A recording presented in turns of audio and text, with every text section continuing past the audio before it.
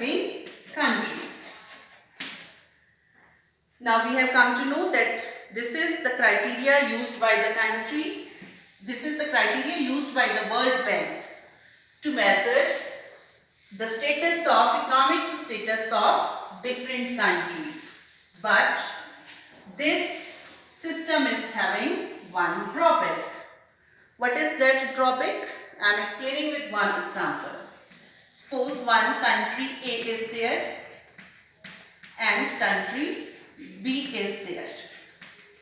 Both the countries are having 5 residents. Like this country is also having 5 residents. 1, 2, 3, 4 and 5. One person, 2, 3, 4 and 5.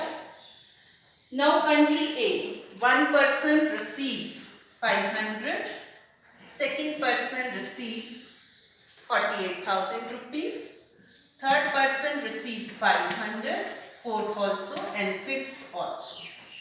When we will calculate, we will add the income of all these 5s and divide it by 5, you will get per capita income of this country is, that is 10,000.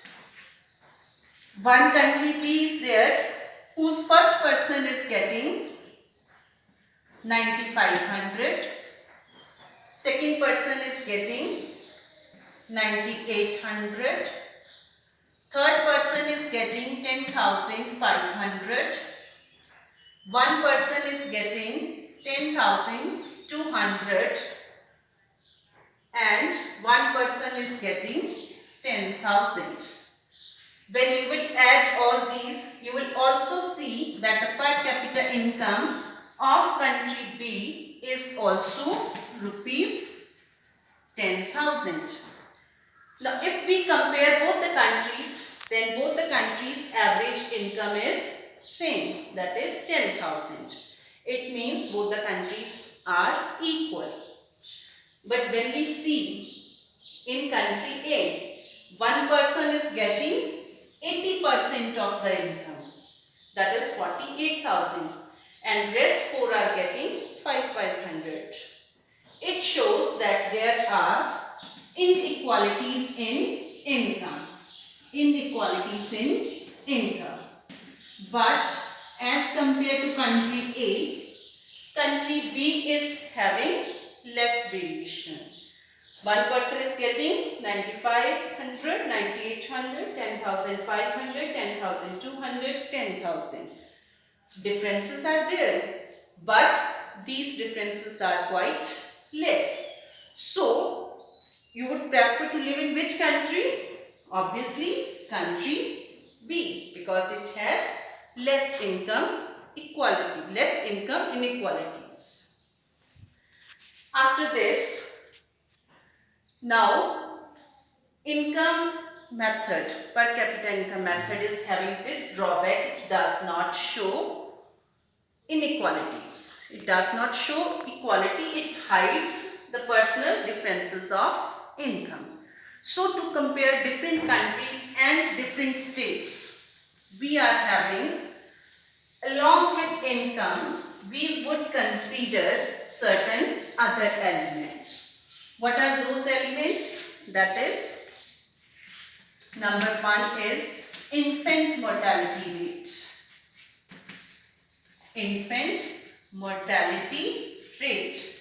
Infant mortality rate refers to the children, those who are going to die before the completion of 1 year.